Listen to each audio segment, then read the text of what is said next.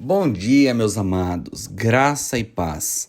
Aqui está falando o professor Mateus. Hoje é o último dia da exposição do livro de 2 Reis. Meus parabéns para você que chegou até aqui. Você que tem tido compromisso com as escrituras, eu tenho certeza que sua vida será afetada profundamente por esse compromisso. Hoje nós vamos expor os capítulos 23, 24 e 25. Espero que você tenha gostado da leitura, espero que você tenha entendido as exposições e que Deus te abençoe e que você fique firme, porque ainda tem muito mais para nós lermos e expormos juntos ainda esse ano. Antes de nós começarmos a expor, eu gostaria de orar com você, agradecendo a Deus por mais um livro de leitura, por mais uma conquista que tivemos juntos e rumo à leitura da Bíblia completa.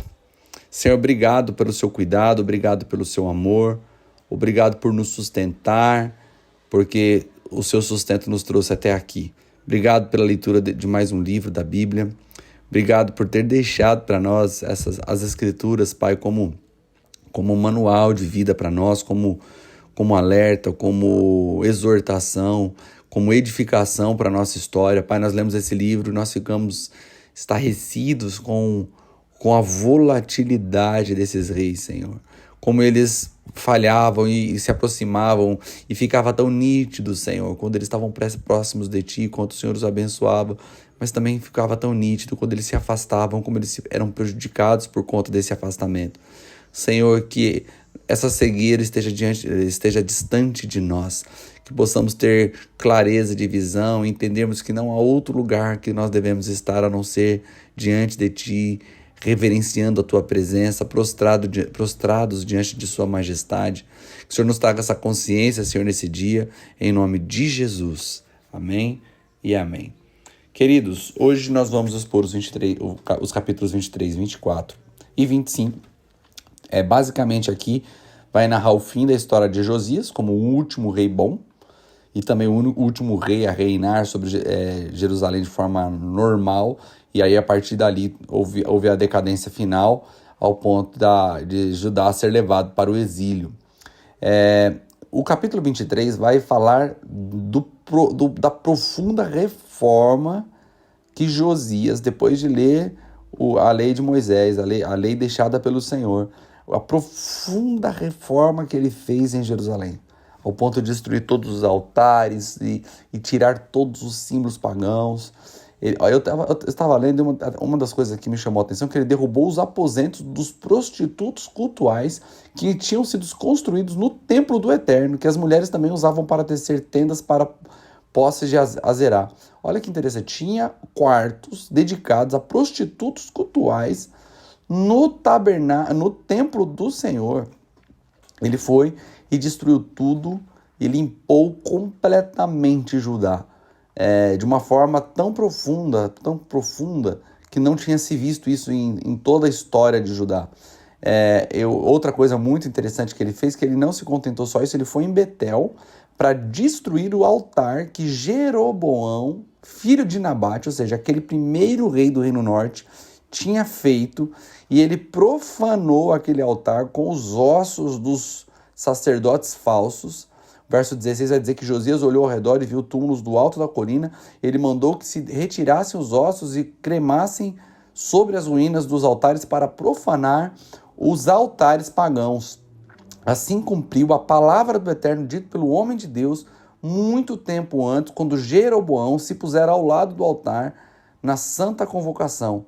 Então o rei perguntou: que monumento é este?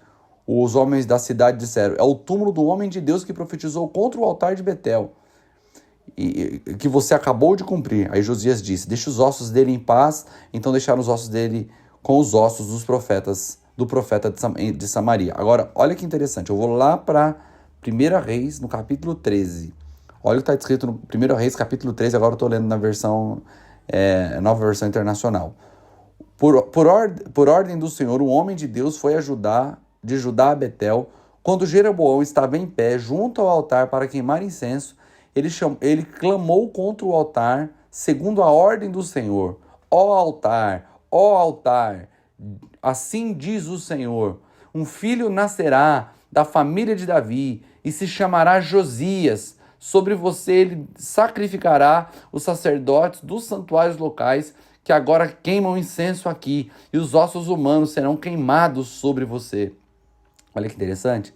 Lá atrás, o primeiro rei cometeu um erro, e Deus mandou dizer que nasceria um filho de Davi, por nome de Josias, que iria profanar aquele altar de Betel. E aqui estava se cumprindo essa profecia tão profunda que disse o nome dele muitos anos atrás.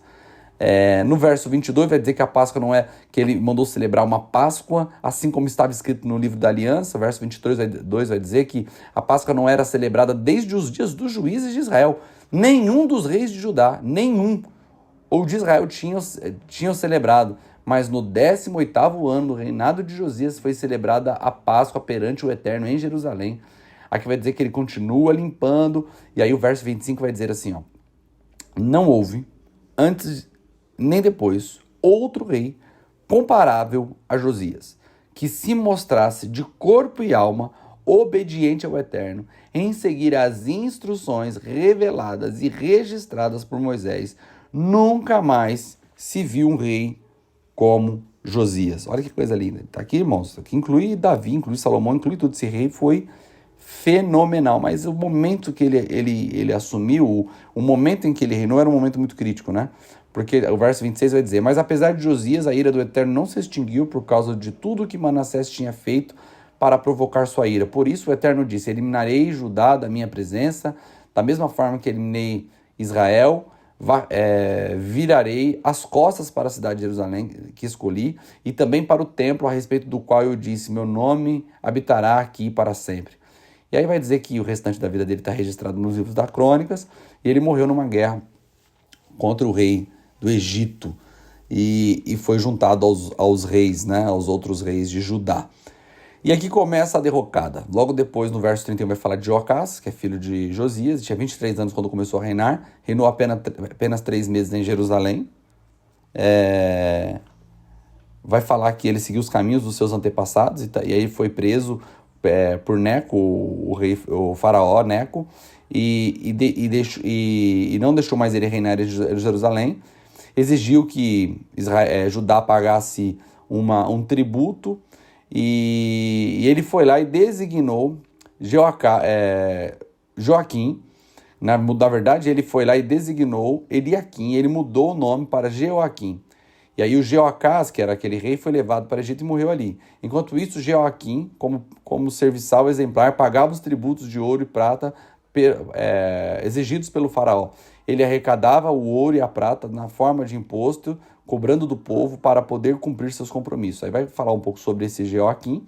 Vai dizer que Joaquim tinha 25 anos de idade quando começou a reinar, reinou 11 anos em Jerusalém. Sua mãe chamava Zebida, filha de Pedaías. Ela era lá de Ruma.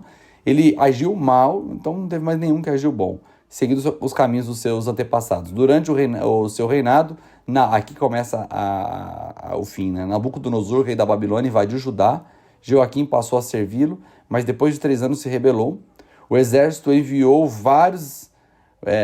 enviou vários exércitos contra ele, babilônicos, arameus, moabitas e amonitas. O objetivo era destruir Judá para se cumprir o que o Eterno tinha anunciado por meio de seus profetas. Nada aconteceu sem propósito. Aí vai falar um pouquinho sobre ele, né? No final vai dizer no verso 5: o restante da vida de seus feitos Joaquim está registrado nas crônicas dos reis de Judá. Joaquim morreu e foi sepultado com seus antepassados. Seu filho Joaquim foi seu sucessor. Aí o Egito não era mais uma ameaça, pois deixou de sair com seu exército para invadir outros países. O rei da Babilônia tinha conquistado todas as terras entre o ribeiro do Egito e o rio Eufrates, que antes eram controlados pelo rei do Egito. Eu vou falar agora de Joaquim, rei de Judá. Joaquim tinha 18 anos quando começou a reinar, reinou apenas 3 anos em Jerusalém. Sua mãe se chamava Neusta, filha de Eunatã. Ela era de Jerusalém e ele agiu mal também perante o Eterno. Aí, certo dia, os oficiais de Nabucodonosor, rei da Babilônia, atacaram Jerusalém, montaram um cerco em torno dela, enquanto seus oficiais montavam o cerco em volta da cidade. Nabucodonosor, rei da Babilônia, fez uma visita pessoal a Jerusalém, e Joaquim, rei de Judá, com sua mãe, seus oficiais e seus conselheiros do governo, renderam-se a ele. No 8º ano do seu reinado, Joaquim foi levado cativo pelo rei da Babilônia.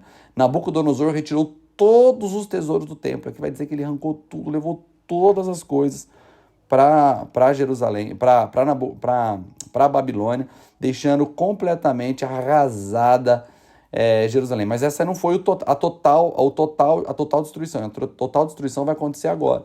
Porque Zedequias, né, foi deixado ali com 21 anos de idade para reinar, ele se rebelou contra a Babilônia, aí fizeram um cerco contra ela novamente, e aí sim, os babilônios vieram no 9º ano do reinado de Nabucodonosor, Babilônia, e destruíram tudo, arrancaram, levaram todo o bronze, disseram que eles não conseguiam medir a quantidade de bronze, porque era muito, muito bronze no templo do Senhor.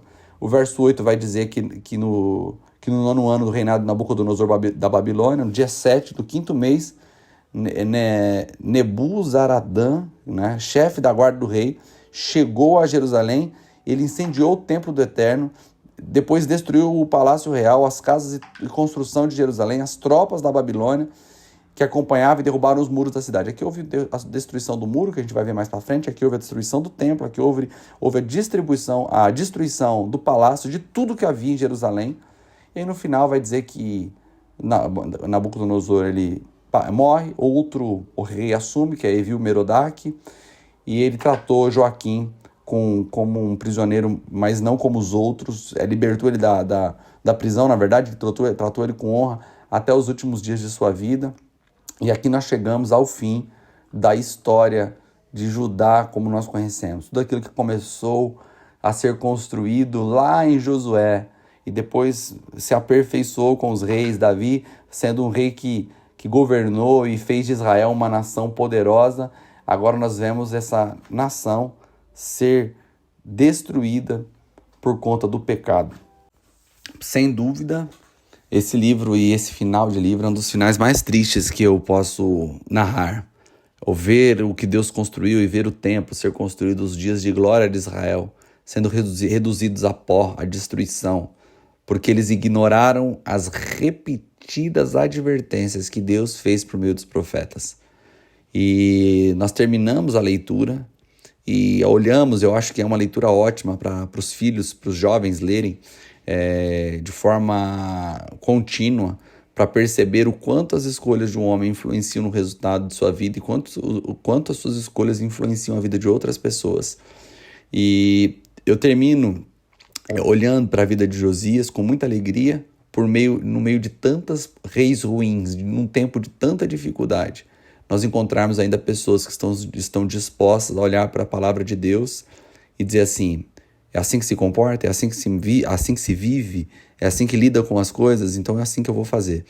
Mostrando que em meio a tanta sujeira, um olhar para a palavra de Deus pode nos trazer a lucidez. E é o que nós estamos fazendo aqui. Em meio a tantos dias difíceis, tantas dificuldades que estamos passando, tantos ataques aos nossos valores, ataques a nosso modo de vida, se nós olharmos para as Escrituras, nós ainda encontraremos lucidez para viver nesses dias. Que Deus possa te conduzir assim, que Deus possa te levar a um modelo de vida que honre ao Senhor, que sua família, seus filhos sejam afetados por suas boas escolhas, que você viva uma vida incrível baseado nas escolhas que você fez, tendo poder para tais escolhas, sendo gerada pela graça do Senhor. Então louve ao Senhor, agradeça e não se desvie nem para a direita nem para a esquerda, se mantenha firme, porque disso depende a sua vida, disso depende da sua firmeza. Tiago vai dizer: não pense você, homem de espírito dobre, de ânimo dobre, que você alcançará algo do Senhor. O que é um ânimo dobre?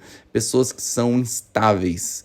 Que o Senhor possa te manter estável para que você possa desfrutar os resultados disso. Que Deus te abençoe e que você tenha um lindo dia.